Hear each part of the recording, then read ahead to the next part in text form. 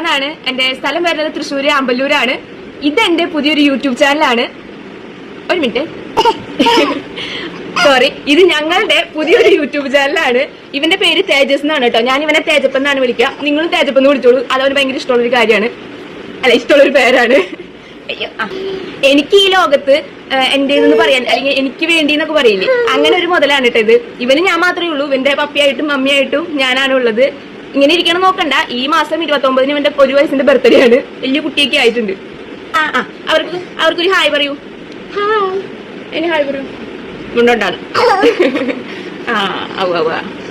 മതി, ഇനി നമുക്ക് പോവാം.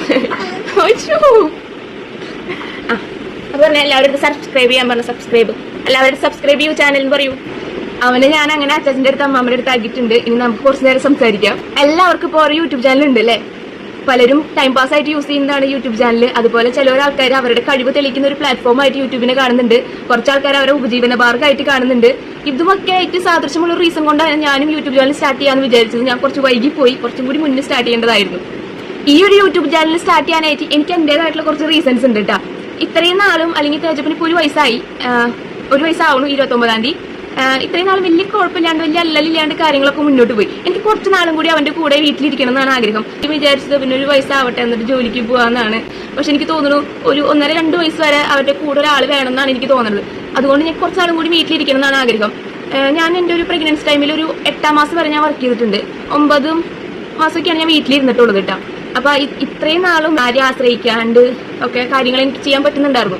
ഇനി ചിലപ്പോ എന്താ പറയാ, എനിക്ക് ചിലപ്പോൾ അവന് വല്ല പേമ്പർ മേടിക്കാനോ, അല്ലെങ്കിൽ എനിക്ക് വല്ല ഇന്നർ മേടിക്കാനോ എനിക്ക് എൻ്റെ അച്ഛൻ്റെ അടുത്തോ അമ്മയുടെ അടുത്തോ, അല്ലെങ്കിൽ തേജപ്പന്റെ അപ്പാപ്പൻ്റെ അടുത്തോ അമ്മയുടെ അടുത്ത് ചോദിക്കേണ്ടി വരും. അത് എനിക്ക് പറ്റില്ല. അല്ലെങ്കിൽ അത് എനിക്ക് ഭയങ്കര ബുദ്ധിമുട്ടുള്ള ഒരു കാര്യമാണ്. എന്നെ അറിയുന്ന എല്ലാവർക്കും അറിയാം. അല്ലെങ്കിൽ ഞാൻ പറയുമ്പോൾ ചില ആൾക്കാർക്ക് അത് കണക്ട് ആയിട്ടുണ്ടാവും.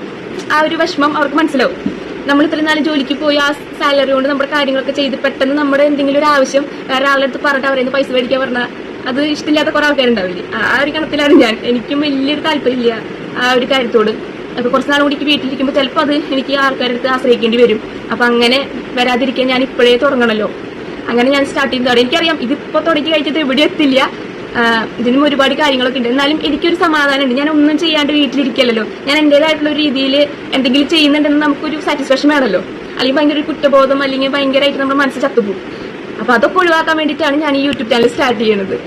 പിന്നെ ഈ ഒരു ചാനലിൽ എന്നെ കുറിച്ചും അല്ലെങ്കിൽ തേജപ്പനെ കുറിച്ചിട്ടുള്ള വിശേഷങ്ങളും കാര്യങ്ങളായിരിക്കും. ഞങ്ങളുടെ ഒരു ലൈഫ്, ഞങ്ങളുടെ ഒരു യാത്ര, അങ്ങനത്തെ കാര്യങ്ങളൊക്കെ ആയിരിക്കും കൂടുതൽ വരിക.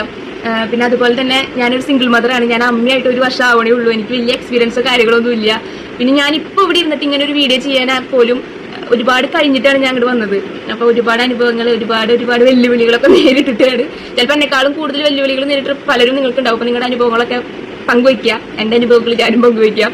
അങ്ങനെ നമുക്കൊരു ഫാമിലി ആയിട്ടൊക്കെ മുന്നോട്ട് പോവാം. നിങ്ങളുടെ എല്ലാവരുടെയും സ്നേഹം, സപ്പോർട്ട് കാര്യങ്ങളൊക്കെ വേണം. സബ്സ്ക്രൈബേഴ്സ് ആയിട്ടും അല്ലെങ്കിൽ ലൈക്കൊക്കെ തന്ന് കമന്റ് ഒക്കെ ചെയ്ത് ഞങ്ങളുടെ കൂടെ കട്ടയ്ക്ക് ഉണ്ടാവണം. അപ്പൊ അടുത്തൊരു വീഡിയോ ആയിട്ട് വീണ്ടും വരാം. ടാറ്റാ.